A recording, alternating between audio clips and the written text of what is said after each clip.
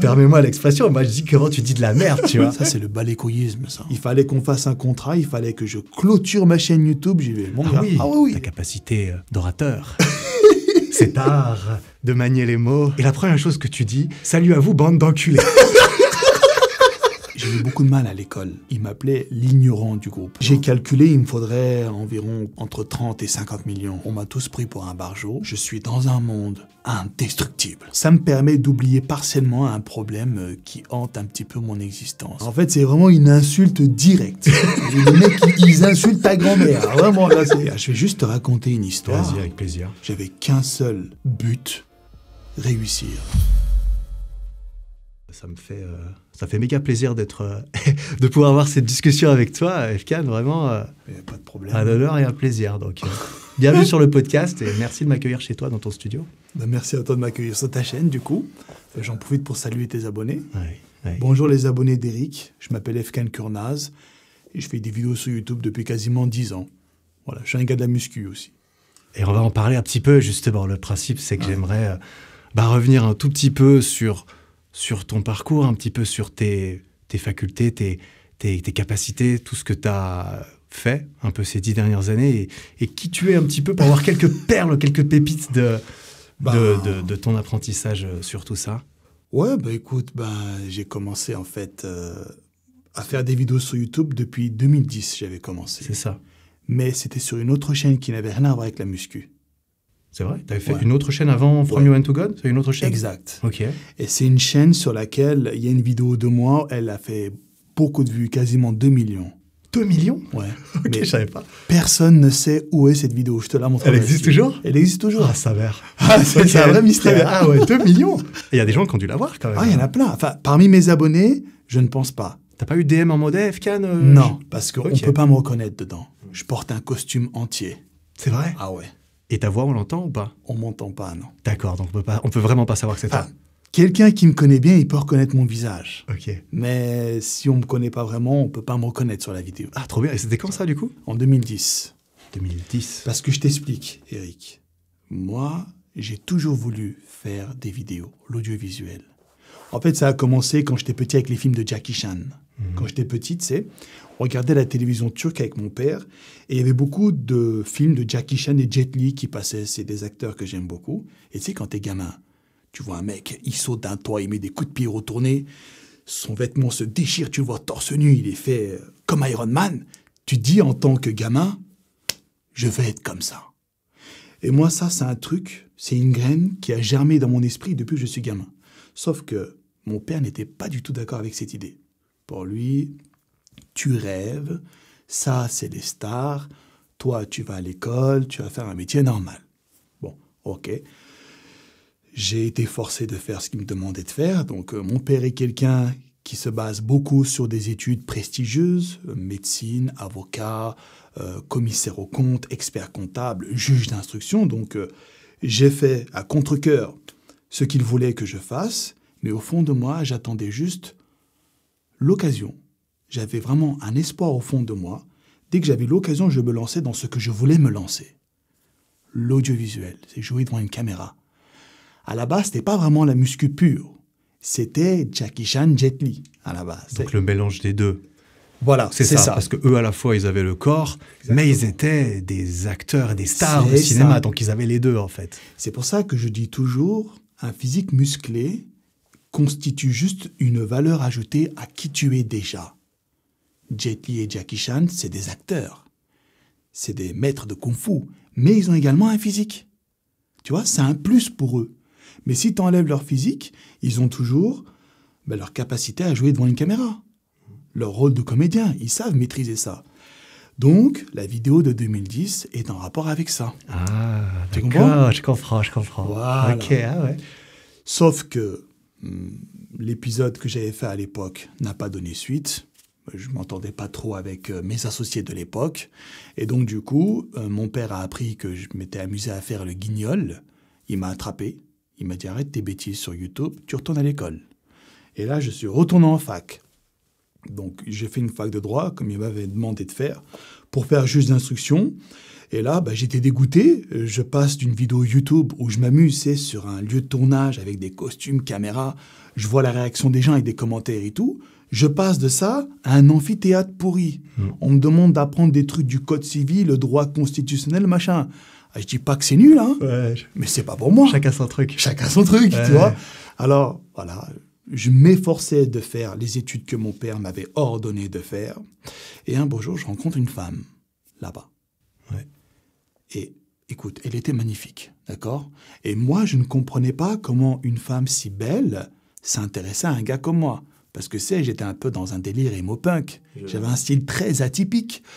Et donc, voilà, ça s'est fait entre nous. Et j'étais de plus en plus content d'aller à l'école. Je me disais, au moins quand je vais en cours, je vois également ma petite amie.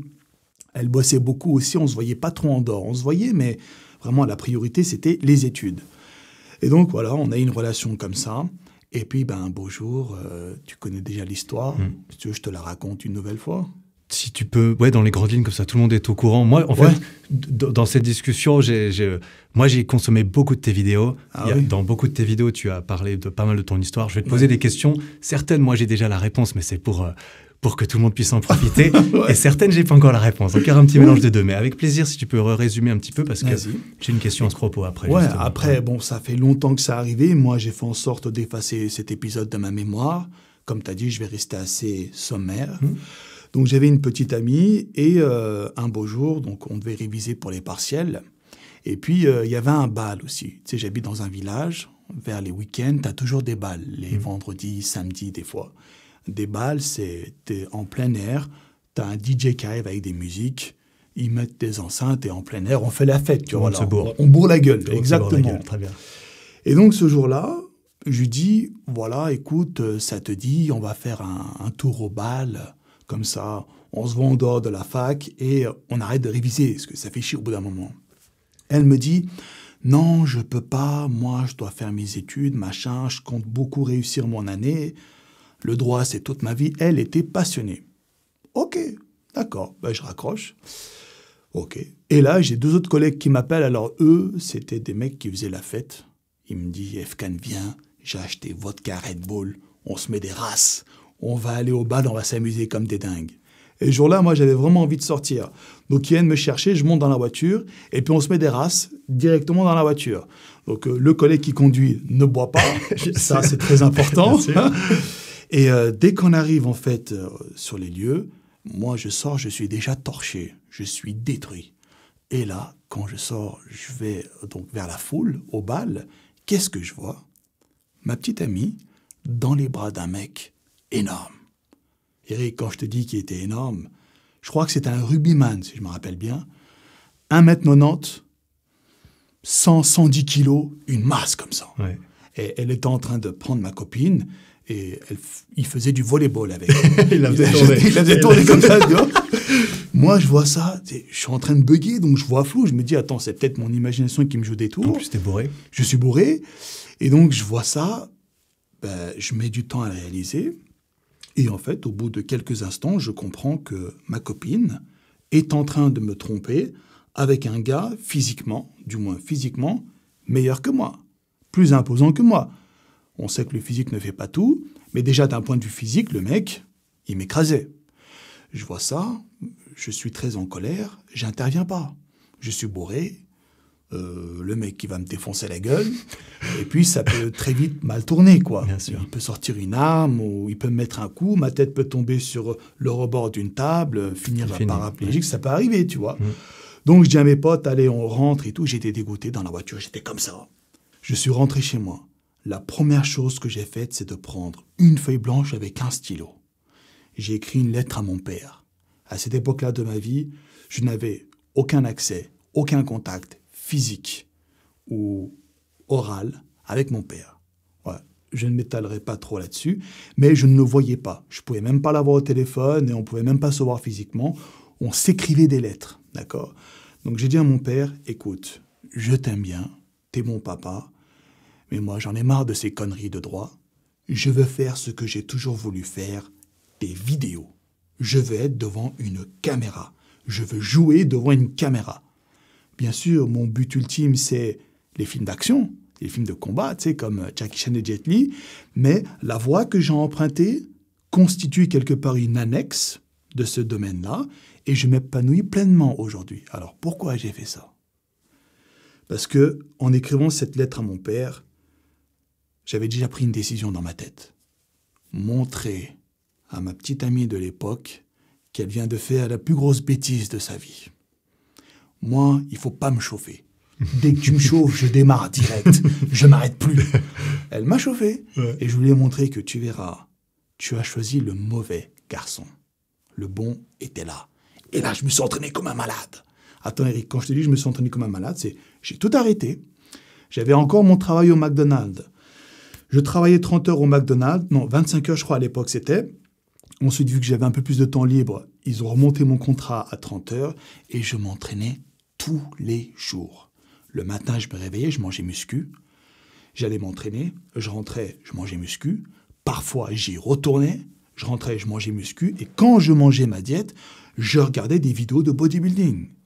Je me disais, c'est ça que je veux faire. Voilà. Et ça a commencé comme ça. Incroyable. Et puis, du coup, j'ai plus jamais lâché. Je suis resté dedans. Pour moi, ça va de pair. Les films d'action avec des protagonistes extrêmement musclés, la muscu fait une bonne partie du boulot. Donc, dès que j'ai commencé à faire de la muscu, je me suis également intéressé à l'image, à l'audiovisuel, ou inversement. Dès que je voulais faire de l'audiovisuel, je voulais avoir un corps embelli. Tu comprends? Donc, pour moi, la muscu était inévitable. Il fallait que je mette un pied dedans. Et quand j'ai mis un pied dedans d'une manière sérieuse, indépendante, totalement émancipée, c'est là que je suis tombé amoureux de cette pratique. Et ça, pour replacer un petit peu le contexte, ce moment charnière où tu as eu cet épisode avec ta copine, ce rugbyman, la lettre à ton père, tu plaques le droit et tu commences la muscu, t'avais quel âge à ce moment-là? C'était en 2011. 2011? Je crois que j'avais 21 ou 22, je sais plus. D'accord, ok. Donc, tu es autour de 21-22. Donc, en 2010, tu as ta première vidéo d'acting plus, du coup. Ça marche très bien. Ton père n'est pas content. Tu l'écoutes, tu te dis, ok, très bien, je vais faire juste d'instruction. T'y vas, tu fais ce qu'il veut pendant une année et demie. Voilà. Et ensuite, tu as cet épisode avec ta copine qui, en fait, c'est cet épisode-là qui a déclenché l'ensemble. C'est cet épisode quand tu es rentré de cette soirée ou dans les jours qui viennent, tu as entre guillemets vrillé et tu as écrit à ton père, tu as écrit à ta faculté. Voilà. Et tout s'est fait à partir de là? C'était l'élément déclencheur. Ouais. En fait, c'est comme quand tu mets une graine qui germe jusqu'au jour où quelqu'un vient arroser. Ouais. Et là, elle m'a arrosé, elle m'a mis de l'engrais, elle m'a mis de l'eau dans ma tête. Boum, ça m'a réveillé. C'était un haricot magique, le truc, il est parti. Exactement. Il est parti. Et tu vois, à cette époque-là, quand tu es jeune, quand tu es au début de la vingtaine, tu prêtes beaucoup plus attention au physique que plus tard. Ouf, t'inquiète, je suis d'accord. T'es d'accord ou pas? Ouais, alors moi, pareil. Donc, ça me rendait malade de voir qu'une femme avait choisi un homme meilleur que moi physiquement. J'avais du mal à l'accepter. Ça m'a mis en rogne. J'étais très en colère. Et je me suis servi de cette colère pour me surpasser à la salle, et on est arrivé jusqu'à l'épopée. Incroyable. Voilà. Et c'est à ce moment-là que tu t'es inscrit à la muscu. Tu n'avais pas commencé la muscu avant? Je ne pouvais pas. Mon père, il allait me découper. Okay. Mais avant, depuis que j'ai 12 ans, 12, 13, 14 ans, depuis que je suis gamin, j'ai toujours fait de la muscu chez moi. Ouais. Je voyais Jackie Chan faire des pompes, faire des tractions. Je prenais mon cartable, je mettais tous les cahiers dedans, je le mettais sur mon dos, je faisais des pompes. Je faisais des abdos, je faisais des flexions, des squats comme ça avec mon cartable. Je me débrouillais. Et tu faisais ça où? Chez toi, dans ta chambre? En cachette, entre bien sûr, j'attendais. Tu devais pas... J'attendais que mon père aille dormir. Et tu faisais ça le soir, tes pompes et tout ça? Tous les soirs, je faisais ça. Ah oui, et même, je me rappelle, à côté de chez moi, à l'époque, j'habitais dans une maison aussi, il y avait un terrain de foot. Je tapais 1 heure de footing tous les soirs, après ma muscu. T'allais courir? Voilà. Pour le cardio. Et je faisais ça en pleine nuit. Hein. Le stade était éclairé avec des lumières quand il y avait les jours de football. Tu sais, quand les mecs ils jouaient, moi, j'allais courir autour du stade. Enfin, il y avait un stade annexe à côté où je pouvais brasser. Le stade principal, ils faisaient leur entraînement, donc je ne pouvais pas. Tu vois, je me servais de l'éclairage du stade principal pour courir sur le stade à côté. Voilà. Ok. Et donc, tu as nourri ça depuis que tu as 12, 13 ans. Ouais. Et c'est seulement au moment où quelqu'un est venu arroser cette graine qui était enfouie depuis trop longtemps que que tout a éclos et explosé un petit peu et que tu es parti Exactement. là-dedans. Et comment est-ce que tu as fait concrètement au moment où tous ces changements ont changé? C'est-à-dire que avant d'aller à la fac, c'est-à-dire que tu as dû couper les ponts, possiblement avec une partie de ta famille en tout cas, pour pouvoir te consacrer, pour pouvoir aller à l'encontre de ce qu'on attendait de toi et de ce qu'on t'avait toujours exigé, pour faire ce qu'on t'avait interdit, c'est-à-dire de la musculation et des vidéos. Et à quoi ressemblait ton entourage au début de cette période, du coup?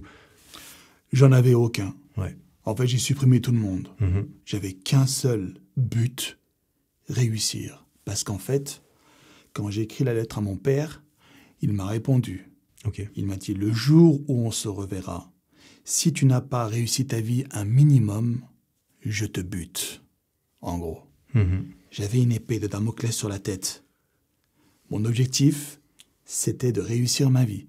Et tu sais, mon père, c'est un ancien, c'est un blédard, comme on dit. Tu négocies pas avec eux.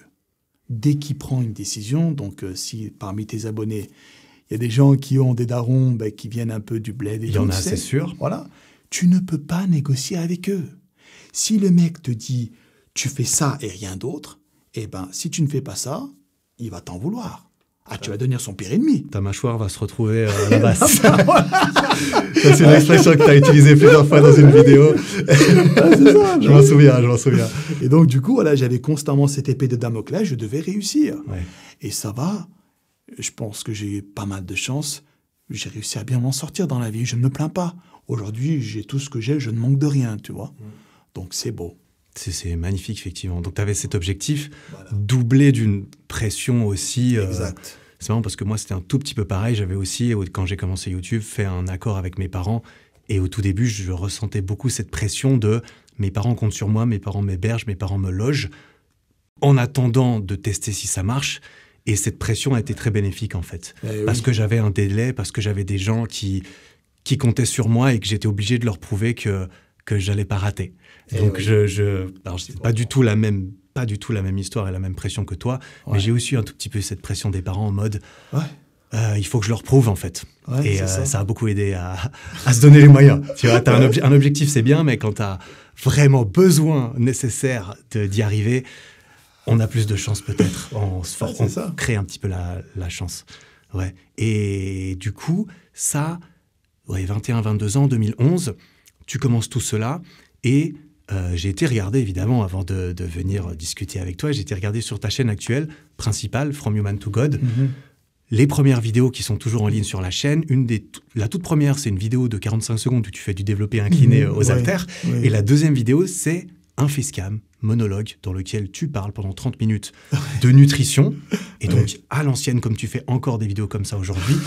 Et dans cette vidéo-là, tu dis que tu avais déjà fait une vidéo, mais la qualité de l'image n'était pas ouf. Donc, je suppose que ces vidéos, tu les avais supprimées ou mis en privé ou quoi. Donc, ça, c'était en 2013. Exact. Est-ce que tu te souviens de la date des toutes premières vidéos de ta chaîne de muscu, du coup? Je t'explique. Quand j'ai arrêté la fac et que j'ai commencé la muscu en 2011, j'ai pas commencé à faire des vidéos tout de suite. Ouais. Parce que j'estime qu'il faut un minimum de physique pour paraître crédible. Donc, il m'a fallu au moins 1 an pour me construire.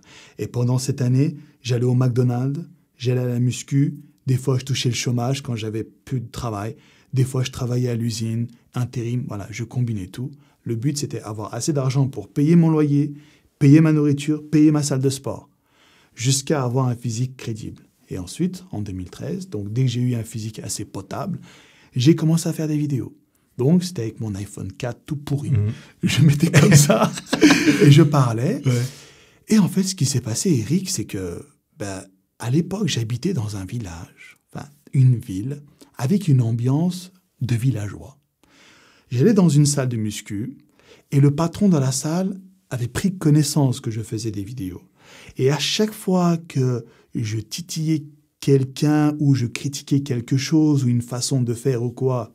Dans les vidéos, tu dis? Oui. Ouais. Dans le monde général de la muscu, il le prenait pour lui. Et pareil, c'est un ancien, le mec. Il est âgé, impossible de négocier. Donc, à chaque fois que j'allais à la salle, il m'attrapait, il me disait « Attends, ce que tu as dit dans la vidéo, là, rassure-moi, c'est pas pour nous, c'est pas pour notre salle. » Par exemple, des fois, je critiquais que dans les salles de muscu, le rack de rangement pour développer couché était mal foutu. Des fois, tu sais, il faut vraiment ramener la barre en arrière. Ouais, c'est trop chiant. Et quand tu as 120 kilos, c'est très dangereux surtout. Ouais. Et pour la sortir, c'est galère aussi. Exactement. Ouais. Donc, à chaque fois que je disais, par exemple, un truc comme ça, il m'attrapait, il me disait « Ouais, t'es pas content de mes machines et tout ?» Je dis « Garçon, calme-toi. YouTube, c'est pas que le village dans lequel on habite. Ça touche plein de monde. » Et lui, il n'entendait pas de cette oreille-là. Après, il m'a mis un coup de pression. Il m'a dit « Bon, soit tu supprimes ces vidéos, ou tu critiques, ou alors c'est ciao de ma salle. » Et moi, j'avais besoin de cette salle. Parce que le patron, c'est un bodybuilder. Sa salle était magnifique. Toutes les machines, toute l'ambiance qu'il y avait dans la salle était faite pour te faire progresser. Tu étais obligé de progresser. Donc, je dépendais beaucoup de cette salle. Alors, j'ai acquiescé. Je me suis plié à son exigence et j'ai supprimé les toutes premières vidéos de mon iPhone. Malheureusement, j'ai dû le faire parce qu'il se sentait un peu touché, quoi. Ok. Voilà. Et ça s'est très mal passé avec lui parce qu'au bout d'un moment, j'ai fini par me battre contre lui. Hein. Oui, tu l'as raconté dans une de tes vidéos. En fait, il n'est pas vraiment... Si tu veux, c'est un bodybuilder, un ex-bodybuilder pro. Oui, donc il a... Voilà. Il était pro, quoi. Il était pro. On va dire que son état de santé, son état psychique n'est pas semblable aux gens de son âge, quoi, qui n'ont pas été pros. D'accord. Pour rester nuancé dans les propos. Bien sûr. Voilà. Et donc, avec ces gens-là, tu ne peux pas négocier. Tu ne peux pas parler avec eux.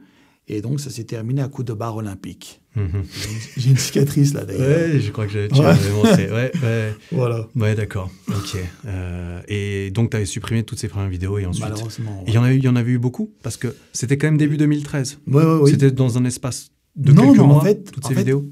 Franchement, à cette époque-là de ma vie, c'était muscu, travail, vidéo. Ouais. Donc, j'ai pu en faire pas mal. Ouais, d'accord. J'ai dû en supprimer au moins 10. Ok. Mais j'ai gardé les petites vidéos où on me voit faire du développé incliné et tout. C'était à la même période. Mais vu qu'il n'y avait pas de parole, j'ai laissé ça. D'accord. Ouais, c'est pour ça que celles-ci sont restées. Voilà. D'accord. Ok. Ah oui, puis la vidéo nutrition aussi, tu parlais pas de la salle, donc tu as pu les garder et tout. Exactement. Oui, d'accord. Et ça fait, du coup, ça fait 10 ans ou presque. Quasiment. L'année prochaine, ça fait 10 ans en janvier, là. Incroyable. Ouais, c'est bien. C'est magnifique. C'est impressionnant.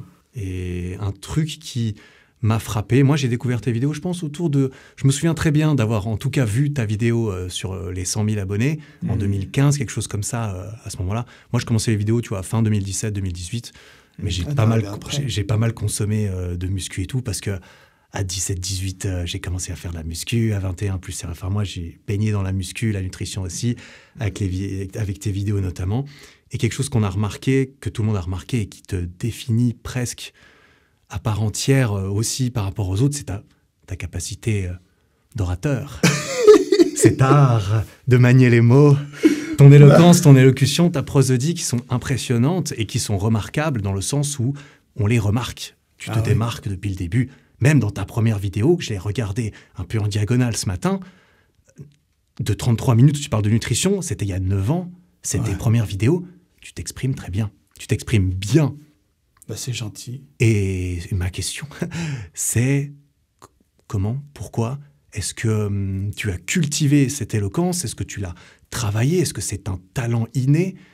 Et à quoi est-ce que tu attribues cette capacité qui est quand même remarquable? Parce que tout le monde ne s'exprime pas comme toi pendant 30 minutes de suite, sans cut, en vidéo. Ça se fait très peu.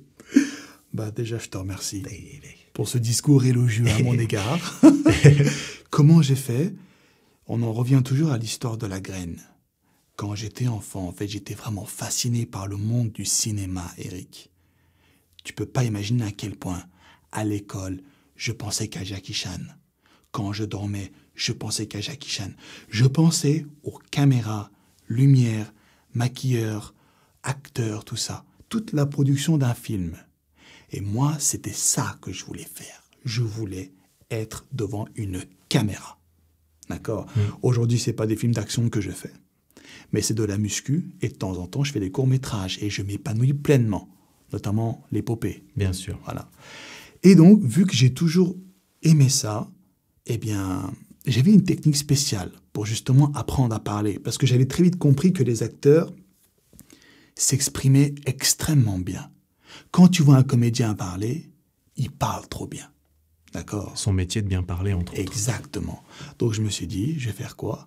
je vais faire pareil. Je vais apprendre la langue française, je vais apprendre les techniques pour avoir des discours, des monologues fluides, pour que l'attention de mon interlocuteur soit toujours là, pour ne jamais qu'il décroche. Donc, comment j'ai fait? Une technique très bizarre. J'apprenais des dialogues de films, des scènes, et je les répétais tout seul dans ma chambre. Ok. Des films que tu aimais bien, dont tu te sentais inspiré. Par exemple, le film Sin City, là. Ouais. Le deuxième film du premier, parce que dans Sin City, il y a 4 films. Ouais. Le deuxième, c'est celui de Marv. Je le connais par cœur. Ouais. Donc, j'ai répété ça. J'ai répété le script oral par cœur. La scène du phare dans Shutter Island, je la connais par cœur aussi. Et l'interview policier du film Inglourious Basterds, je ne sais pas si tu l'as vu. Oui, je l'ai vu, ouais. Avec le SS Landa qui vient questionner le Français qui cache des Juifs sous son plancher, je connais par cœur aussi. En fait, j'ai regardé, j'ai appris, j'ai bien écouté les techniques et j'ai réappliqué dans ma chambre tout seul devant un miroir. Devant un miroir, donc tu te regardais et tu essayais de contrôler en même temps ce que tu dis et ton langage non verbal aussi, l'expression. L'expression faciale, comportementale, le tout langage du corps aussi et Voilà, tout. Et tu t'es entraîné, donc tu répétais. Je répétais. Tous les jours, je répétais. Et même aujourd'hui, Miguel est témoin, je suis un homme qui répète, qui radote beaucoup les choses. Quand j'aime quelque chose, je répète ça constamment. Par exemple, je joue au même jeu vidéo depuis 2001, tous les jours. Lequel? Age of Mythology. Age of Mythology. C'est un jeu de stratégie. Moi, je le connais. Moi, j'ai joué à Age of Empires. C'est à peu près le même délire. Ouais, ça ressemble un peu. Et quand j'aime, je n'en ai jamais marre. Ouais. Quand j'aime quelque chose, je peux le répéter à vie, ça ne me saoulera jamais. Ça a l'air de correspondre à ton caractère dans lequel je me reconnais, qui est un petit peu obsessionnel envers quelque chose. Moi, quand j'ai commencé les vidéos, c'est la même chose. Il n'y avait plus que ça qui comptait dans ma vie. Exact. Et je peux le faire. C'est comme mon petit-déj. C'est la même chose depuis 8 ans. Les gens me demandent, mais t'en as pas marre de manger le même fromage blanc? Mais je dis, mais non, c'est bon. Pourquoi est-ce que je changerais quelque chose qui est bon et que j'aime, tu vois? Là, on se comprend. Donc, je comprends ce que tu dis quand tu trouves quelque chose qui marche. Pourquoi le changer? Eh oui, c'est ça. Donc voilà, c'est comme ça que j'ai arrivé à une telle maîtrise et j'essaie quand même d'enrichir mon vocabulaire maintenant. Ouais. J'aimerais développer mon vocabulaire, employer plus de synonymes. D'apprendre davantage de mots. Oui. Ça, c'est beau. Mais moi, j'ai un truc, j'ai toujours voulu, mais j'ai jamais eu les couilles de m'y mettre, c'est de lire le dictionnaire. Et je l'ai fait, ça. Ouais, c'est vrai. Ça, je l'ai fait, oui. Ça, je veux le faire. Je veux. Mais maintenant, j'ai trouvé une autre technique. Dis-moi. Quand il y a un mot que je trouve stylé, je le tape sur Google et je mets synonyme. Ouais. Et je regarde les autres mots proposés et j'essaie d'apprendre ça. Ok. Voilà. C'est beau, les mots, c'est beau quand même en vrai. Surtout la langue française, elle est extrêmement riche. Et les gens ne l'exploitent pas assez. Quel dommage. Quel dommage. Ils pourraient employer plein de mots différents, faire de très belles phrases, mais il y en a qui restent très basiques, quoi. Et je trouve ça vraiment dommage. Ouais, je comprends. C'est quelqu'un qui est articulé, quelqu'un qui sait utiliser le langage des mots, ça renvoie une image aux autres qui est assez puissante. Savoir manipuler les mots, c'est avoir le pouvoir en quelque sorte. Tu regardes les gens les plus puissants de cette planète, c'est ceux qui manipulent les mots le mieux. J'ai envie de dire les politiciens. Ils savent bien parler. C'est la première étape du taf, tu vois. Et pareil pour les acteurs. Des gens très influents. Bien sûr. Parlent bien, s'expriment bien, ils renvoient une image. Bien sûr. Mais DiCaprio, dans la scène du phare, pour moi, c'est là où il a été le plus performant dans toute sa carrière. Il y a tout. Les émotions, le comportement, l'expression faciale, la prosodie, tout est nickel, tout est parfait. C'est pour ça que cette scène, j'ai tellement accroché que j'ai répété. Ouais. Mais même si j'ai beau répéter à l'infini, je n'ai pas le talent de DiCaprio. Tu vois, lui, il est vraiment là, quoi. Mais c'est pour ça que c'est DiCaprio. Ouais, c'est quand même DiCaprio. Il n'y en a pas beaucoup de DiCaprio, c'est normal. Ouais, après, incroyable. Et du coup, dans la continuité de ça, comme j'ai mentionné, dans tes toutes premières vidéos, tu parlais déjà, tu faisais un format assez long, sans cut. Long, parce que c'est des vidéos... alors, t'as fait des vidéos même jusqu'à 2 heures, 2 heures et demie ensuite, tu vois. C'est pas très commun. C'est des vidéos où tu parles, il n'y a pas de cut, tu prends ton temps, tu fais des tu te permets de respirer au montage. Parce que certaines personnes évitent autant que possible. Moi-même, le premier, j'ai un format pour pas mal de vidéos qui est plus dynamique, condensé, parce que c'est ce qu'il faut faire sur YouTube. parce que c'est ça qui marche.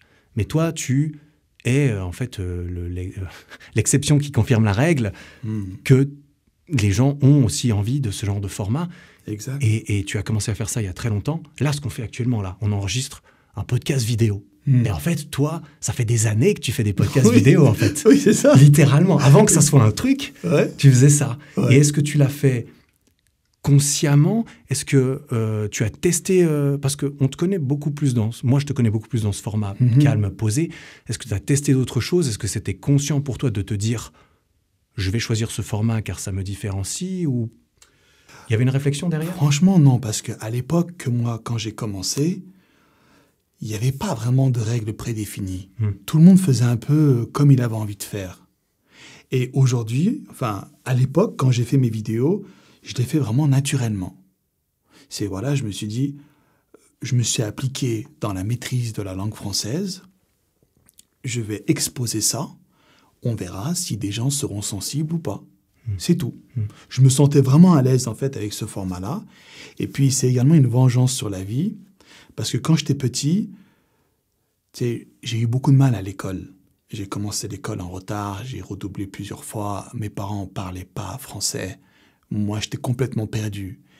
Et j'avais une bande de potes, je ne sais pas si c'était pour rigoler ou si c'était sincère, mais ils m'appelaient l'ignorant du groupe, parce que je ne connaissais rien à la vie. Et à chaque fois que je parlais, ils ne me laissaient pas parler, parce qu'ils disaient « Ouais, toi, t'es trop con de toute façon ». Du coup, je ne pouvais pas parler. Alors, le jour où je me suis mis devant une caméra, je me suis dit, là, je vais parler sans que quelqu'un me coupe la parole toutes les 2 secondes. J'ai essayé et ça a marché. Voilà. Et ça a marché, donc tu n'as pas changé une recette qui fonctionnait? Non, franchement, après, aujourd'hui, c'est pas ce qui se fait le plus, quoi. C'est pas ça, la mode. Clairement. La mode, c'est les shorts, les réels, faut que ça débite. Ouais, alors ça, c'est encore plus hardcore aujourd'hui. Moi, ça, j'aime pas. 15 secondes. Je peux bien comprendre. Je déteste. Je comprends bien que ça ne correspond pas bien. C'est pas mon truc, tu vois. Et je suis très content de voir qu'il y a toujours un public qui reste sensible à mon format précurseur, quoi. Au format que j'ai fait tout au début. Et c'est ça qui est beau. Selon moi, j'espère, et j'espère y contribuer un tout petit peu, le podcast vidéo, le retour aux sources de 2 êtres humains qui discutent, plus 3 êtres humains qui discutent, sans couper, sans rien, c'est quelque chose qui manque en fait, parce que les gens sont tellement abrutis. Je suis très désolé, moi je me sens abruti quand je vais sur TikTok et sur certains formats où c'est cut, zoom, que ça fait du bien de respirer et que je pense que... Tout à fait. On est parti dans l'extrême, mais que ça revient un petit peu et que ce format un peu plus... Tout à fait. On discute comme des êtres humains.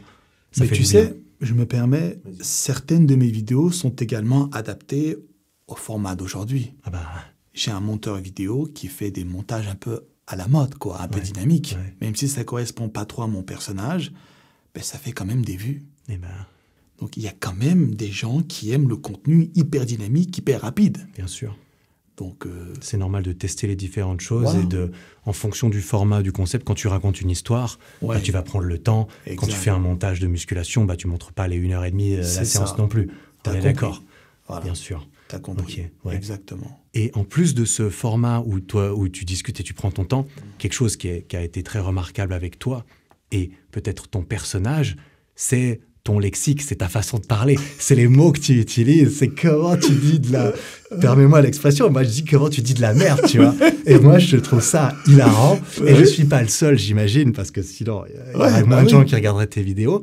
Et là, la question que je me pose, c'est vis-à-vis de tout ça, est-ce que c'est qui tu es? Est-ce que c'est toi qui est comme ça? Est-ce que tu as développé cela dans un aspect fédérateur, dans un aspect c'est ma communauté, ils se reconnaissent parce qu'on utilise les mêmes termes, etc.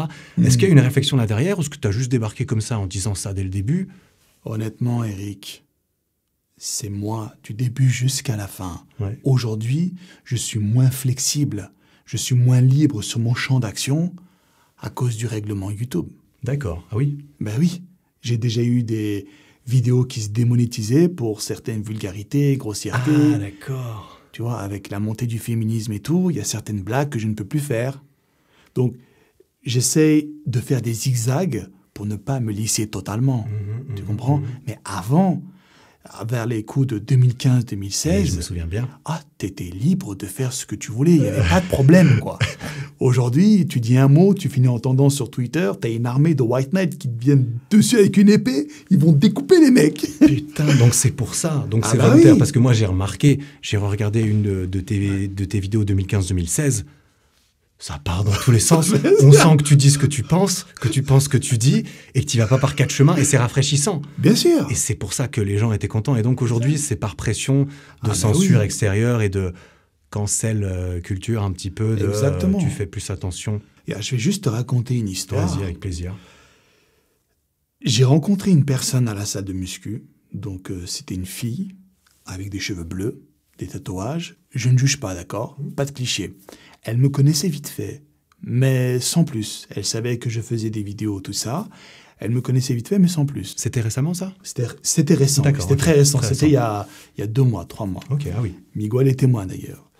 Et en fait, cette femme, elle avait vu justement des vidéos où je parle des meufs, techniques de drague, prise neutre et tout. Tu La vois. vidéo il y a 6-7 ans. Voilà. Ouais. Elle a vu ces vidéos-là parce que ça avait fait un peu de bruit et puis il y avait pas mal de vues. Et dans sa tête, elle me prenait pour un radicaliste islamiste, polygame, qui déteste les femmes, qui les considère comme des objets sexuels. Est-ce que tu réalises le truc, quoi? Elle t'a dit ça? Elle m'a dit ça, on s'est pris la tête. Et vous connaissiez pas? On se connaissait pas du tout. Ah oui. Un jour, elle est venue, elle m'a rentré dedans parce que j'avais mis de la musique à la salle. Tu sais, je pouvais connecter mon téléphone pour mettre ma musique, chose que j'ai le droit de faire quand les gérants sont pas là. C'est moi donc qui gère un peu la salle. Elle m'a rentré dedans en me disant « Ici, c'est pas ta chaîne YouTube, ici, c'est pas chez toi. » Je dis « Mademoiselle, calme-toi, relax. » Elle m'a rentré dedans. De toute façon, toi, je sais que t'es un islamiste radicaliste. T'es pro-terroriste, tu vas t'exploser, t'as une barbe. T'aimes pas les femmes, tu parles à aucune femme. Mais d'où est-ce que tu sors ces conneries? J'ai vu tes vidéos, tu prends les femmes pour des objets sexuels, tu les traînes par les cheveux, je sais pas ce qu'elle raconte. J'étais choqué. Alors du coup, j'ai préféré partir de la salle pour pas faire d'erreur parce qu'elle m'en voulait beaucoup, la meuf. Et je te dis, je ne la connais pas, je ne lui ai jamais parlé. Tu comprends? Voilà, donc c'est un peu ce qui se fait de tendance aujourd'hui, quoi. Tu vois, il y a une corrélation avec la politique et tout, donc c'est pour ça que maintenant, voilà, je zigzague, quoi. Tu zigzagues consciemment, Exact. même si tu... Ok, d'accord. Tu vois, des fois, je dis onculux pour pas que ce soit connoté avec 2 lettres de l'alphabet, tu comprends, voilà. Parce que, je t'avoue, moi, je suis très friand de ce genre d'humour, et j'ai beaucoup aimé ton personnage comme énormément d'autres personnes. Et une fois, je me souviens plus, c'est une petite anecdote comme ça, mais il y a pas si longtemps, ça va faire quelques mois. Je pense que t'as ripé un peu. Enfin, t'as ripé. Je me souviens que j'ai ouvert ta story sur Instagram, et la première chose que tu dis, c'est genre salut à vous, bande d'enculés. J'ouvre Instagram, je suis normal, j'appuie sur une story, et on me dit salut à vous, bande d'enculés. Et j'ai explosé de rire. Et pendant 10-15 secondes, j'ai explosé de rire. Je me suis dit, mais personne d'autre ne va m'accueillir comme ça sur Instagram. Personne d'autre, tu vois. Et j'ai bien remarqué justement que tu switchais aussi à Anculux et à ce genre de choses. Et je comprends bien pourquoi. Parce que c'est plus connoté neutre, politiquement plus plat, un peu plus lisse, un petit peu plus... un petit peu moins... Parce que justement, j'ai des stories qui ont été enlevées par Instagram à cause de ce genre de propos. D'accord, ok. Et tu sais, c'est très bizarre pour un gars comme moi, parce que moi, je suis dans la génération en transition. Ouais. J'ai connu une époque où on pouvait parler librement sans avoir de problème. Et là, on transite vers quelque chose de beaucoup plus strict, encadré. Très régulier, très... Donc moi, je m'adapte. Hein. Je vais rien imposer, je m'adapte. C'est vrai que c'est impressionnant, parce que toi, ça fait 10 ans que tu es là, et Ouais. il y a 10 ans, tu n'es pas là. Et la nature veut qu'on s'adapte ou qu'on meure. Et donc, toi, tu as vécu les différentes phases et tu as changé avec, évolué avec, et tu as dû t'adapter. J'ai su aussi. m'adapter, ouais. Et tu as su t'adapter manifestement. Mais on s'amusait quand même mieux en 2015. Hein. Je reconnais. Ce qui est bien, c'est que les vidéos sont toujours là, on peut toujours aller regarder. Je me demandais, parce que c'est vrai, je me suis dit, bah, Efkan, ça fait 10 ans qu'il est dans le game. Ouais. Il a, évidemment, 10 ans plus tard, ça veut dire que tu as 10 ans de plus. Ouais. Tu as avancé dans ta vie, évolué. Je me suis dit, Ouais. à quel point est-ce que c'est lui qui a modifié? Est-ce que c'est juste lui qui a envie de s'exprimer différemment? Bah, j'ai remarqué, par exemple, Thibaut, j'ai regardé sa dernière FAQ, genre hier soir. J'ai bien vu Thibaut, moi je l'observe, tu vois, je regarde.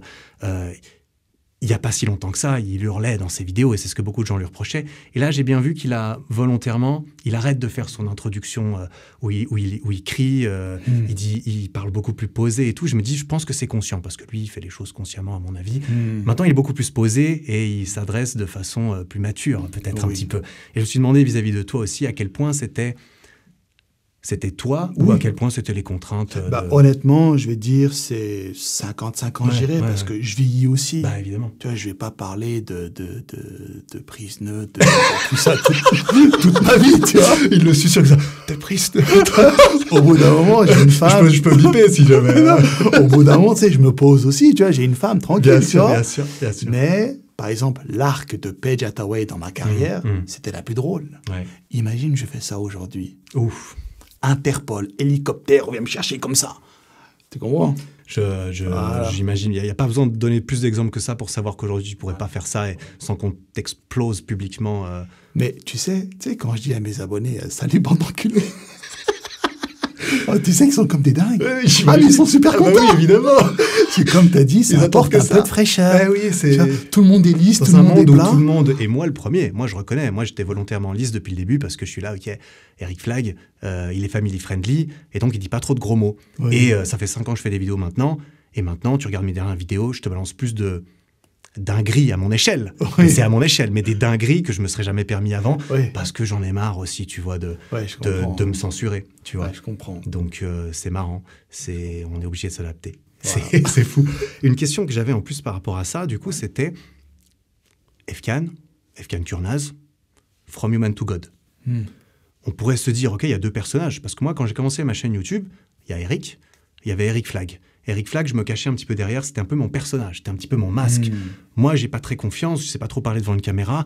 Si quelqu'un il me dit, tu pues la merde dans ta vidéo, bah, je préfère qu'il attaque mon travail et mon personnage plutôt que ma propre personne. Donc je me cachais un petit peu derrière. Je voulais savoir si toi, tu as eu une relation à ce niveau-là, tu as l'impression que tu jouais un personnage, que c'était toi-même dès le début, qu'au début, tu étais 2 personnes, mais qu'ensuite ça s'est mélangé. Est-ce que tu as... Au début, vu que j'y connaissais rien du tout à YouTube, quand j'ai commencé, je m'étais imposé à certains codes de conduite. D'accord. Voilà, le mec poli, droit, machin, mais je me bridais. Je voyais que le Efkan, au fond, il était étouffé. Et avec le temps, j'ai commencé à me laisser aller petit à petit. Et puis après, on arrivait au pic de la personne que je suis vraiment. Donc, par exemple, Amir hier était là. Si tu étais venu, tu nous aurais vus. C'est comme moi dans les vidéos, dans la vraie vie. Parce qu'il partage les mêmes idées que moi, il n'y a pas de censure. On est libre, on s'amuse. Et donc, à la base, la personne que je suis, c'est ce qu'on voit sur YouTube, donc à l'époque où il n'y avait pas de censure. Aujourd'hui, j'étouffe un peu mon personnage et la personne qui va avec. T'as bien vu, je suis allé à la salle, t'as une meuf qui m'a rentré dedans, je ne la connais pas, alors que dernièrement, j'ai fait les efforts pour être quelqu'un de plutôt plat. Donc voilà. En gros, j'ai commencé avec un code de conduite pour essayer de choquer personne. Ça m'a fatigué, j'ai commencé à être moi-même dans les vidéos comme la personne que je suis. Et puis, j'ai de nouveau commencé à m'étouffer quand il y a eu un peu le nouveau règlement, la politique de censure qui arrivait et tout. Mais si tu veux me voir comme je suis, tu viens me voir en dehors des caméras. Quand je suis par exemple avec Amir, un gars que je m'entends bien, ou avec mon cousin Gasoil, tu vas être plié de rire, mon gars. Avec nous, on rigole, il n'y a pas de problème ou quoi. Même rien que quand nous deux, on a discuté, parce qu'on a fait des vidéos ensemble et on a fait le podcast, quand on discute en dehors, je sens que c'est toi-même, en fait. Bien sûr. Que dans tes vidéos, c'est toi-même. Bien sûr. Et que tu es la personne que tu renvoies à l'écran et que forcément, tu adaptes aussi, comme moi je le fais. C'est ça. Pour les contraintes c'est ça. Qui nous sont imposées pour notre métier. Parce qu'il ne faut pas qu'on se fasse taper dans les jambes, sinon ça ne marche plus, quoi. Oui, c'est ça. Ouais. Donc, on s'adapte avec la nouvelle ère qui arrive, quoi, voilà. Et une dernière question que je me posais un petit peu par rapport à ce format podcast vidéo, parce que je sais que je t'ai entendu une fois le dire dans une vidéo, je ne me souviens plus laquelle, que tu disais que, en fait, parfois, allumer ta caméra et parler comme ça pendant une demi-heure, ça te servait un petit peu de thérapie personnelle où ça te permettait d'avoir quelque chose sur lequel simplement te déverser entre guillemets. Exactement, parce que dans mon entourage, je te dis la vérité, j'ai pas trop d'amis. Ouais, moi non plus. Enfin, Voilà. Il se compte facilement. C'est ça. Et donc, quand tu parles à une caméra, c'est un peu un ami imaginaire que tu te fais, qui écoute tout ce que tu dis et qui est d'accord avec tout ce que tu dis. Donc, ça me fait le plus grand bien. Et toi, pareil, j'imagine? C'est ça. Moi, c'est quelque chose dont j'ai déjà parlé dans mes épisodes solo de mon podcast. C'est que certains épisodes, ils ont comme vocation de me servir de journal de bord ou de journal intime un petit peu. Et que, en fait, je dis simplement ce que j'ai sur le cœur parce que j'ai personne à qui je peux le dire de cette façon et que je pars du principe, en sachant que des personnes vont m'écouter, tu vois, mais je pars du principe que je parle à ma caméra, c'est mon journal intime, il va pas me juger, il va rien dire, il va rien faire, il est juste là pour m'écouter, ça va me faire du bien. Exact. Et étant donné qu'il y a quand même pas énormément de personnes qui partagent peut-être ce genre de choses assez brutes, ça touche un certain public qui est content d'avoir quelques introspections à voix haute, comme ça, qui peuvent lui rebondir dessus. Et les gens, ils adaptent à leur vie et ils y trouvent ce qu'ils peuvent y trouver. C'est un peu comme le principe du journal intime. Ouais. À l'époque, on écrivait ça sur un journal. Aujourd'hui, on le parle à une caméra. Et cette caméra va toucher plein de monde qui peuvent se retrouver dans ce qu'on vient de dire.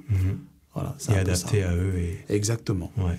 C'est trop bien. Du coup, je pense que tu as inspiré pas mal de monde aussi à pouvoir parler un petit peu plus à cœur ouvert. C'est aussi, cool, hein. Donc, Ouais, c'est cool. Bien sûr, c'est ce qu'il faut. C'est ce qu'il faut. D'ailleurs, ça va être l'un de mes prochains thèmes. Ouais. Je vais parler de ma dépendance à la muscu. Ouais. Et je vais expliquer en quoi une addiction n'est pas forcément toujours mauvaise. Voilà, j'en dis pas plus. Très bien. Tu verras le thème. Ça sera à venir. Voilà. Très bien. Tu as parlé de la muscu, tu as mentionné plusieurs fois que tu avais deux grosses passions.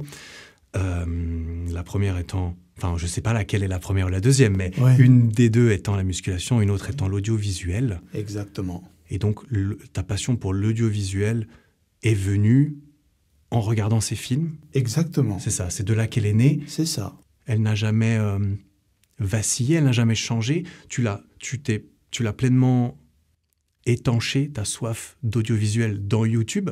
Quand tu regardais les films d'action quand tu étais petit, tu voulais devenir, comme eux, acteur de cinéma? C'était ça ou c'était... À quel moment est-ce que l'audiovisuel est venu? Est-ce que tu as l'impression que tu t'es accompli dans cette passion et jusqu'à où En fait, comme je t'ai dit, dès que t'es gamin et que tu vois des acteurs jouer, et que je regardais aussi beaucoup les making-of à l'époque. J'avais des cassettes VHS de films Jackie Chan. Ah, le making-of des films? Ouais. Ah ouais. Et puis parfois, j'avais également des making-of. Donc quand je regardais tout le setup mis en place, par exemple dans le film Drunken Master 2 de Jackie Chan, lors du générique, on le voit sauter un moment dans un chariot rempli de charbon qui brûle. On le voit qu'il a un costume, on voit des lumières, des caméras, des maquilleurs et tout. Mais ça, toi, tu le vois pas. Ouais. Et moi, c'est là que j'ai trouvé la magie. Et je me suis dit, mais nous, on le voit pas, mais derrière, il y a tout un setup pour faire cette magie.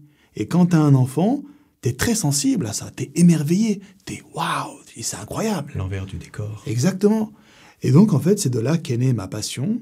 Et entre-temps, j'ai fait d'innombrables métiers. Je les ai tous détestés.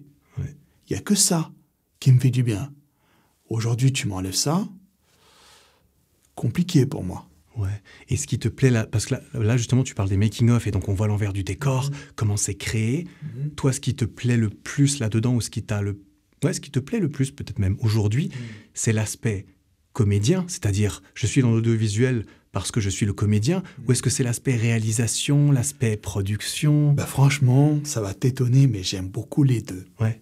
Par exemple, quand j'ai fait ma vidéo sur l'épopée, si tu avais vu les moyens qu'on a déployés, ça se voit dans le résultat. Voilà. Et moi, j'ai trouvé cela très stimulant. C'était fascinant. Mais l'acting aussi en lui-même est bien. Mais moi, ce qui m'impressionne le plus, c'est l'envers du décor. Après, je te dis la vérité, j'aime beaucoup les deux. Ouais. Si je devais réaliser que des vidéos, ça ne me déplairait pas. Si je devais juste faire le comédien, ça ne me déplairait pas. Et si je devais faire les deux, ça ne me déplairait pas non plus. Au contraire, ça me plairait beaucoup. Okay. C'est vraiment le métier dans son ensemble que j'aime bien. C'est pas juste une branche, tu vois. C'est vraiment le métier de l'audiovisuel que j'aime beaucoup. Ok. Je pense que ça parle à beaucoup de youtubeurs parce que la plupart des créateurs de contenu, au début, bah, tu es obligé de tout faire. Tu as toutes les casquettes en même temps, tellement de casquettes que. C'est ça. Qu'il y en a qui feraient la grosse tête après. Non, mais tu es obligé de tout savoir faire, tu vois. L'éclairage, le son, le machin. Si t'aimes pas, au début, bah, t'arrêtes parce qu'il y a personne qui va le faire à ta place. Est-ce que le cinéma ou quelque chose. Parce que tu vois, c'est assez connu, il y a un peu un stéréotype des anciens youtubeurs. Les plus gros francophones, ils partent un peu dans différentes directions. Il y en a qui restent vraiment, YouTube est une fin en soi pour eux. Par exemple, Squeezie fait toujours des vidéos, il s'en fout.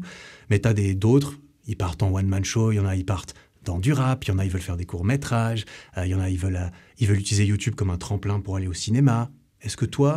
Comment est-ce que toi tu as considéré YouTube au début et aujourd'hui? Moi, écoute, à la base, YouTube devait servir pour moi de tremplin pour le cinéma. Ouais.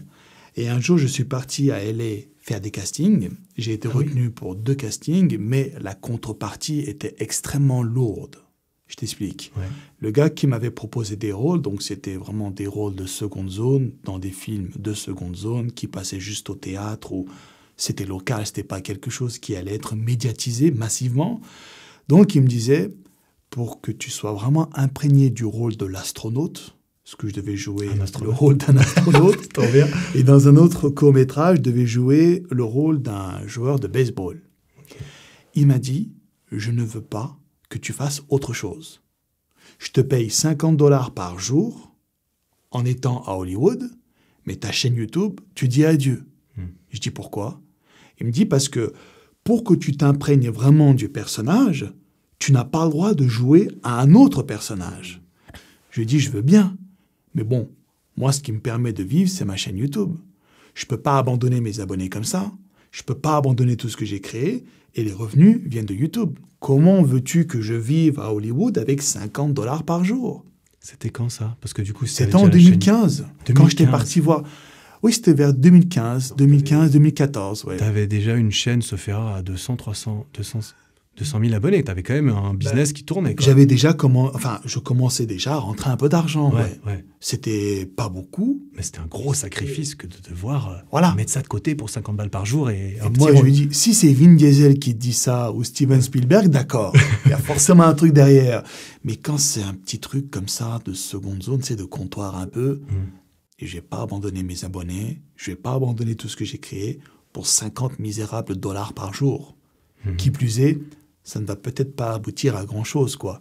Le mec était catégorique, hein. Il fallait qu'on fasse un contrat, il fallait que je clôture ma chaîne YouTube. J'y vais, mon gars. Oui, il est allé c'était loin. Dans le contrat, en plus. Oui. En fait, il voulait vraiment que je sois un astronaute et rien d'autre. C'est tout. Pas de muscu, pas de Paige Hathaway, tu sais. Il voulait pas que je sois dans le rôle d'un autre sur YouTube, quoi. Ouais. Parce que dans sa tête, c'est si tu fais des vidéos pour un autre média, t'es forcément quelqu'un d'autre. Voilà, et moi, je lui dis, écoute, on va arrêter, laisse tomber. Et ensuite, ce qui s'est passé, c'est que j'ai compris que pour aller dans le cinéma hollywoodien, ça marche qu'au piston. Il faut connaître les bonnes personnes. Si t'es le pote de Vin Diesel, t'inquiète pas qu'il va te trouver un rôle dans le prochain Fast and Furious. Sûrement, ouais. Même si t'es un acteur extrêmement talentueux, s'il n'y a personne pour te propulser, si personne te connaît, ton talent ne servira à rien. Moi, c'est ce que j'ai compris. Avec tous les contacts que j'avais à Hollywood, j'ai discuté, ils m'ont expliqué comme ça, tu vois. Et donc, je me suis fait à l'idée que je vais rester sur YouTube. Et si je dois faire du cinéma un jour, du vrai cinéma, c'est moi qui vais le faire. C'est moi qui vais le produire. C'est moi qui vais le réaliser. C'est moi qui vais tout gérer, comme l'épopée. Tu vois l'épopée? Oui, bien sûr. Pour moi, ça, c'est du cinéma. Mais c'est pas les mêmes moyens employés qu'au cinéma, évidemment. Mais concrètement, il y a une histoire, il y a des images, il y a une musique. C'est un cinéma plus modeste. Et j'ai pas des millions à mettre dans une vidéo, tu comprends? Bien sûr, bien sûr. J'ai déjà sorti un sacré billet pour cette vidéo. Pour moi, c'est déjà très bien comme ça. Mais si un jour, je suis millionnaire, j'ai beaucoup d'argent, je fais un film. Ok. C'est un de tes rêves lointains qui éventuellement pourra en fonction de si ça se présente. J'ai calculé, il me faudrait environ entre 30 et 50 millions. Ouais, quand même. Parce que j'aimerais faire un film... Enfin, un petit budget, quoi. Voilà. Un bon petit budget. Dans un asile psychiatrique. Ouais. Voilà, j'aimerais faire un film un peu dans la psychologie, avec des fous. J'espère qu'on pourra voir ça un jour. Peut-être pas en 2023 encore, mais à terme alors. Attends. Mais sur YouTube, je te dis, je suis épanoui pleinement. Déjà, moi, ce que je fais, c'est incroyable. Je déjà. comprends, moi, pareil. Hein, Toi aussi, tu vois. Oui. C'est pas le cinéma comme on le conçoit, mais c'est quand même des images, des vidéos. Il y a une histoire, il y a un vécu. C'est quelque chose de fabuleux, YouTube. Je dis, pour moi, c'est le meilleur métier du monde. Donc, moi, c'est YouTube, ma vie. Une finalité, je ne sais pas. Mais du moment que j'ai pas assez d'argent pour faire du vrai cinéma, je resterai sur YouTube. Tu me verras jamais One Man Show ou... Ok, d'accord. Ah, c'est intéressant d'avoir ton avis là-dessus. Okay. Parce qu'Éric, on est beaucoup trop bien sur YouTube. On ne dit pas assez. Je vais pas te contredire. Hein. Moi, je ne me plains pas. Voilà, on est beaucoup trop bien sur YouTube. On est chez YouTube. soi, on parle à des objets inanimés, on les met sur Internet, ça aide d'autres personnes. C'est fabuleux. On peut gagner notre vie comme ça. Et, enfin, personnellement, j'en demande pas beaucoup plus. Bah, moi non plus, tu vois. Moi, je trouve que pour le travail que je fais, bah, je gagne assez bien ma vie, tu vois. Ah, c'est formidable. Ah, c'est trop bien. C'est dingue, hein. Ouais, c'est dingue. Et juste pour terminer sur cet audiovisuel, t'es allé à Hollywood faire des castings pour du cinéma et tout. Ça veut dire que t'avais quand même... Est-ce que t'as pris des cours déjà du tout. De théâtre, de cinéma? Tu sais comment ça s'est passé? En fait, dès que je suis arrivé là-bas, ils m'ont repéré au look. Ah oui? Parce que je te dis, hein, tous les mecs qui passaient leur casting... Alors, je suis pas quelqu'un qui juge sur le physique, hein, mais physiquement, c'était des gens qui se laissaient aller, ça se voyait. Soit tu avais des gens un peu en surpoids, soit tu avais des gens qui ne prenaient pas soin d'eux. Moi, je suis arrivé en débardeur. J'étais musclé. Oui, puis tu avais la barbe et... Non, j'avais une barbe très courte et j'avais une casquette à l'envers, un peu comme les Américains. Ah oui, je me souviens. Et le gars, quand je suis parti, en fait, quand j'ai vu qu'il y avait une grosse queue et que ça durait trop longtemps, dès que je suis sorti, le mec est sorti de l'office pour venir me chercher sur le parking. Il m'a dit, hey, toi, viens. Et il m'a dit, tiens, astronaute. Ah ouais, c'est... Après, on a discuté par mail. T'avais un look un peu à la Schwarzenegger, tu vois, lui, il était autrichien en Amérique. Toi, t'as des origines turques, tu es en Amérique, tu te démarques des autres candidats. C'est ça, ce qu'il faut pas croire. Hein. Faut pas s'imaginer qu'en Amérique, c'est tous des beaux gosses et tout. À Hollywood, c'est pas ça. Hein. Il y a beaucoup de gens lambda, quoi. Les go muscu, les mecs super balèzes qui font rêver, ils sont qu'à un seul endroit, c'est Venice. Gold Gym de Venice, tu vois. En Californie et voilà. tout. Là-bas, c'est le repère des fitness et tout. Mais en dehors, bah, c'est le stéréotype des Américains. Voilà, c'est triste, mais c'est la vérité. Hein. Ok, très intéressant. Donc, on peut compter sur toi sur YouTube pendant encore un moment, apparemment. Ouais. Très bonne nouvelle, je suis rassuré. On est tous rassurés. Super. Et pour switcher sur ta deuxième passion, en quelque sorte, parce qu'on a filmé des vidéos ensemble il y a quelques temps, qui sortent à peu près en même temps que ce podcast, normalement. Et je me souviens bien, dans la vidéo qu'on a filmée sur ma chaîne, au niveau de la muscu, à un moment donné, tu te lèves du banc de développé incliné, tu avais parlé d'Alizé, tu disais, Alizé, c'est mon premier amour, et ça, c'est mon deuxième amour. Et tu as montré les poids, tu as montré la barre en mode, ça, je ne peux pas vivre sans, c'est mon deuxième amour, la musculation. Et comment est-ce que tu peux expliquer, sans entrer dans des débats, dans des discussions que tu voudrais garder pour, par exemple, ton autre vidéo, mais parle-moi de la musculation, vas-y, vends-moi un peu la musculation. Ben écoute, en fait, ça, comme je t'ai dit, ça va être le thème de ma prochaine vidéo. En fait, la muscu, pour moi, c'est pas juste de déplacer des poids et de manger du poulet. À mon stade, c'est une thérapie. Pour moi, la musculation aujourd'hui me permet de soigner un mal-être que j'ai. J'ai un petit problème dans ma vie, tu vois. Et quand je vais à la muscu, j'arrive à oublier ce problème temporairement. Mais c'est la seule activité au monde qui me permet de soigner ce malheur. Cette blessure que j'ai un petit peu. Donc, c'est beaucoup plus que de juste déplacer des poids. Tu comprends? Et si tu m'enlèves ça, Miguel est témoin, je tombe en déprime, voire dépression sévère. Vraiment, c'est... Et c'est le fait de te... Je vais te dire, excuse-moi, je te coupe. Vas-y seulement. C'est le fait de devenir quelqu'un d'autre. En fait, quand j'arrive à la salle et que je prends mon big shot, ma musique, et je commence à déplacer des poids et que j'entends des haltères claquer, je ne suis plus Efken Kurnaz. Je suis un homme qui n'a aucun problème dans la vie. Et ce moment-là dure jusqu'à la fin de la séance. Lorsque je sors de la salle avec mon sac sur le dos, je redeviens Efken Kurnaz. Voilà. Et et donc la musculation, tu la vois plus de ce sens-là, plus que une quête perpétuelle de... Enfin, tu vois, la musculation, on peut se dire, ok, le but c'est d'être le plus fort possible, le plus musclé possible, s'améliorer dedans, s'évader un petit peu. Il y a plein de choses qu'on peut retrouver dans la muscu. Mais toi, c'est plus ce côté-là qui prédomine sur les autres aujourd'hui, parce que ça fait 10 ans que tu pratiques. J'imagine bien, enfin, je le sais très bien, tu peux pas progresser pour toujours. Mais c'est principalement pour ça que la muscu a Exactement. cette place. D'ailleurs, un jour, j'avais dit ça à mes abonnés, ils étaient choqués. Mais pour moi, aujourd'hui, à mon niveau, quand je vais à la salle, c'est plus pour ses bénéfices psychologiques que les résultats que je peux en tirer. Les résultats physiques, je parle. Ouais. Voilà, c'est comme une thérapie, ça me fait beaucoup de bien. C'est le fait d'être dans un monde fermé et le fait d'avoir cette sensation de la congestion. Ouais. C'est bête, hein? Ouais. Mais voilà, et puis comme je l'ai dit, je m'étalerai un peu plus sur la Très bien, vidéo, ça me permet d'oublier partiellement un problème qui hante un petit peu mon existence. Voilà, rien de grave. Hein. Non, ah, ok. J'ai aucune idée suicidaire, je te rassure. Non, mais très bien. Tu m'en avais parlé déjà un petit peu hors caméra voilà, aussi. Donc, tu vois, donc c'est ce que c'est. Donc Ouais. même si je suis très épanoui sur YouTube, même si je ne manque de rien, je suis un gars extrêmement bien dans ma vie, je ne suis pas à l'abri des problèmes non plus. Personne n'est à l'abri des problèmes. Eh oui. Ce n'est pas non plus... vivre de sa passion, avoir une vie extérieure parfaite, c'est bien connu. Ça peut créer des problèmes aussi. Moi, on a tous nos... Et tu vois, on a tous nos On a problèmes. tous nos petits tourments. Voilà, c'est normal. ça, On est voilà. tous humains, ça change Voilà, rien. c'est ça. Et quand je vais à la salle, bien, ça me permet au moins de mettre ça sur pause. Ok. Mon cerveau s'éteint. Ok. Et j'arrive à...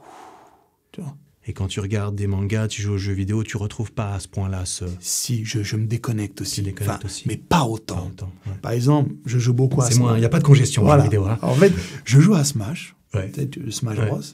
Entre deux matchs, quand je choisis mon personnage, le problème, il revient dans mon esprit. Tu sais, il arrive à pénétrer dans la bulle du jeu vidéo. D'accord, oui. Mais dans la bulle de la muscu, la bulle est imperméable. Il n'y a rien qui rentre dedans. Rien du tout. Mon téléphone, il est en mode avion. J'ai mon casque. J'ai le big shot qui me monte au cerveau. Ça commence un peu à me piquer les membres. Je prends les haltères. Boum, boum, boum, je pousse.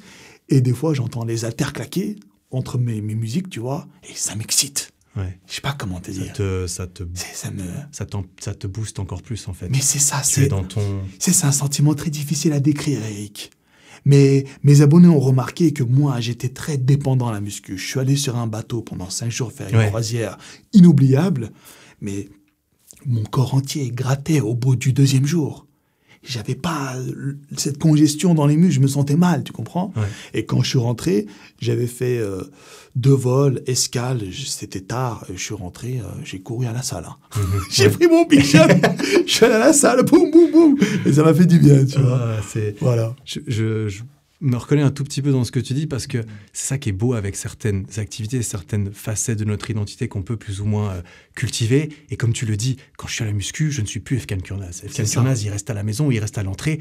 C'est quelqu'un d'autre. Et ça te permet de t'évader un petit peu. Exact. Et moi qui me suis entraîné dans la même salle pendant 10 ans, quand j'entrais dans la salle, j'étais chez moi.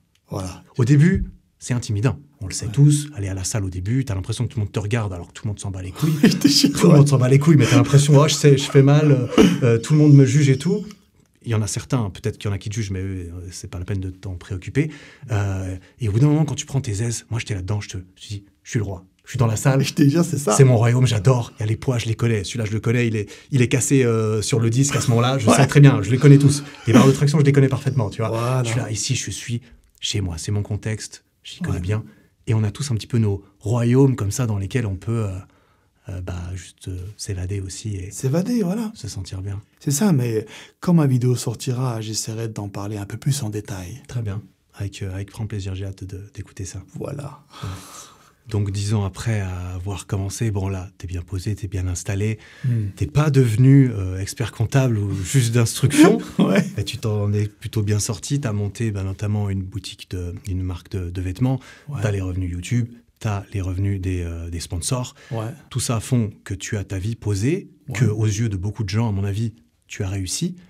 Est-ce que ton entourage qui, forcément, au début, quand tu dis à n'importe qui, moi le premier, hey, je vais faire des vidéos sur YouTube, ça va devenir mon métier. Personne ne te croit.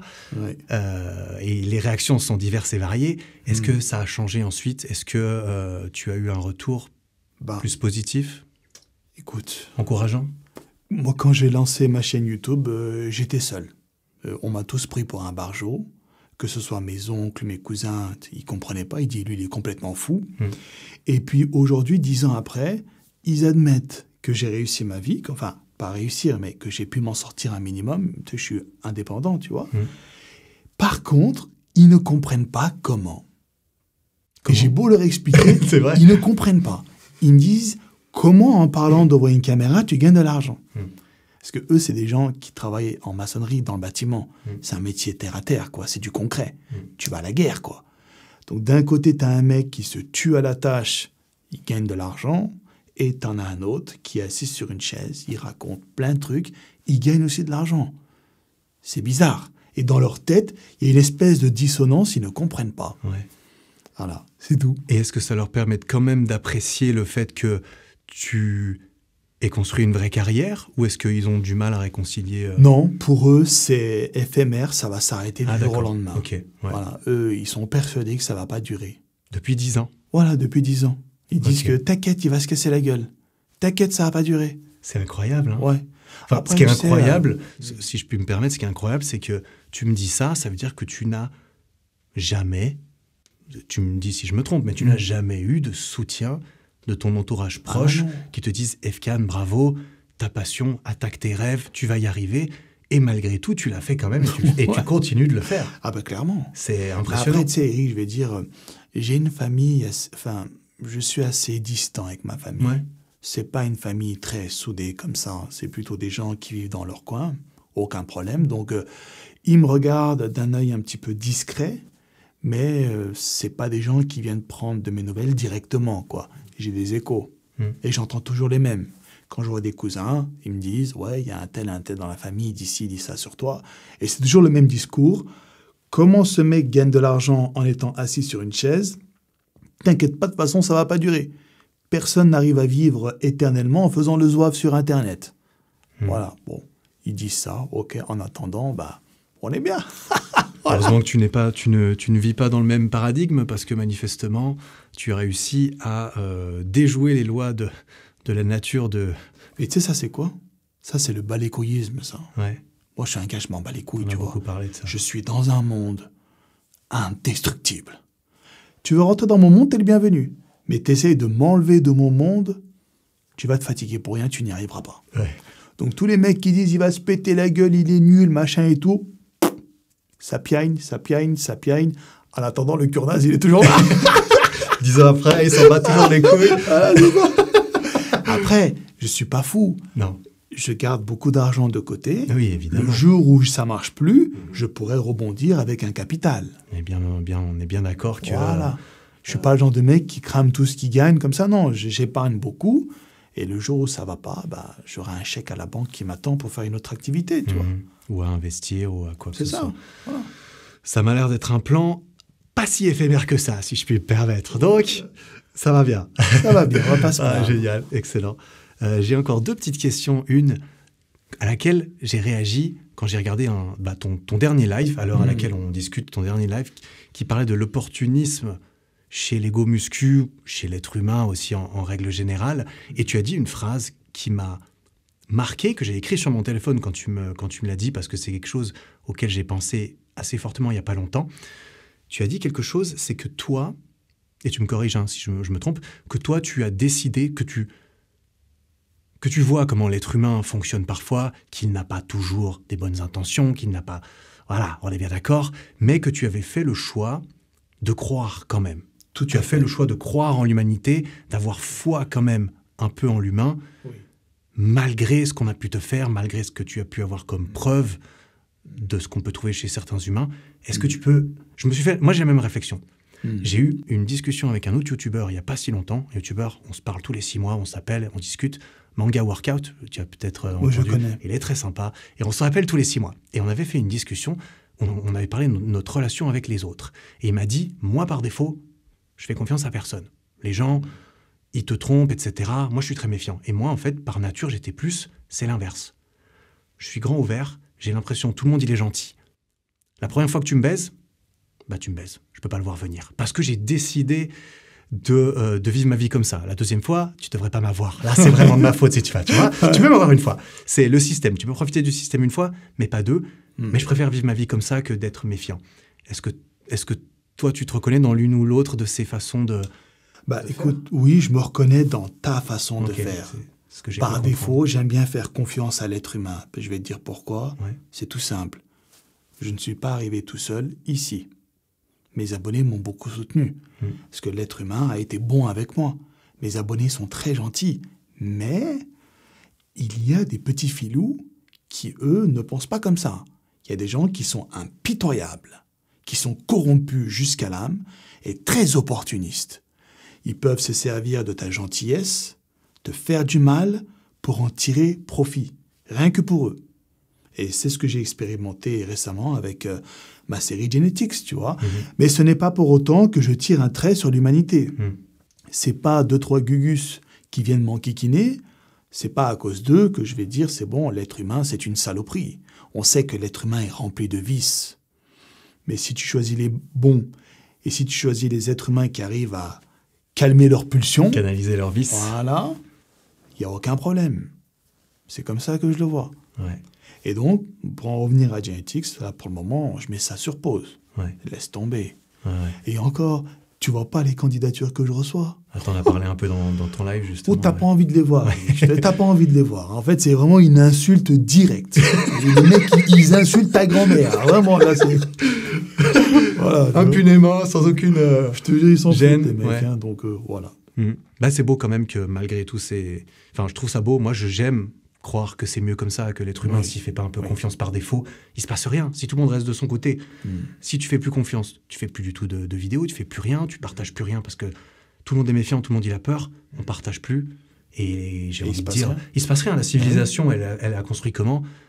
Avec du troc, en faisant confiance les uns aux autres. Si on n'a pas qui ont été d'accord de faire confiance à l'aveugle en mode je tends la main, les yeux fermés, ça se trouve je m'en prends une, ça se trouve il me serre la main. Si personne il a pris le risque, eh ben il se passe rien. Exactement. Et donc moi je fonctionne comme ça. Mais après chacun voit ça. Mais je trouvais ça m'a marqué parce que je pensais pareil, tu vois. Là pour le coup je pense pareil parce que c'est une citation là qui dit en anglais fool me once, shame on you, fool me twice, shame on me.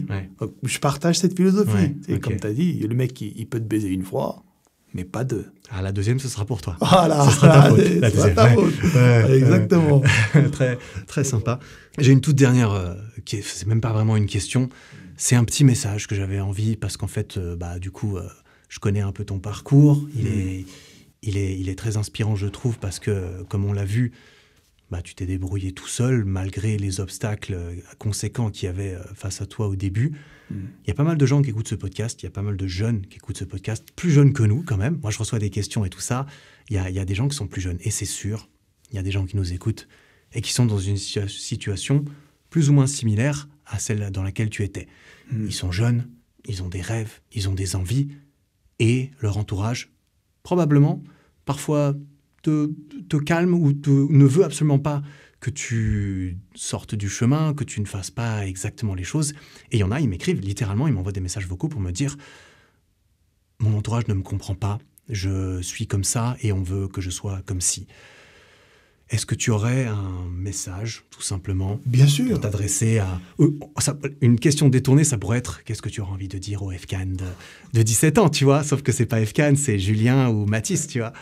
Écoute, moi, à mon époque, je ne pouvais pas m'émanciper avant le départ de mon père, parce que chez moi, dans ma culture, il n'y a pas de négociation, Eric. Ouais. Les blédards se reconnaîtront. Je te dis, avec un daron blédard, tu négocies pas. Mais Baptiste, ça existe. Oui, bien sûr, bien sûr. C'est pas Mathis. Mais j'ai dit Mathis, ça peut être Baptiste, Julie ou n'importe qui. Baptiste, Benoît ou Mathieu, ils ont juste une chose à faire. Essayer de convaincre leurs parents de leur accorder une année, comme toi. Exact. C'est ça, la solution. Une année. Ils négocient une année avec leurs parents et pendant cette année, le mec doit réussir. C'est tout. Il a une épée comme ça. Chaque jour, l'épée s'approche de sa tête. Tous les jours, il doit bosser. Il n'y a pas de vacances. Il a 365 jours. Il doit se débrouiller pour faire quelque chose, qui pourra convaincre ses parents. Voilà. Moi, c'est ce que je recommande, C'est exactement ce que tu as fait. C'est ce que j'ai fait. Voilà. Et c'est ce que j'aurais tendance à Et je pense que les parents, ils vont pas refuser. Si le mec, il a ramené son bac, s'il a toujours été honnête, ils peuvent lui accorder une année sabbatique. Très bien. Et là, pendant cette année, le mec, il se donne à fond. Comme moi. Et comme toi. Et puis, bah, si ça marche, c'est le jackpot. Hein. Ah, tu vas être l'homme le plus heureux du monde, hein, ça je te le garantis.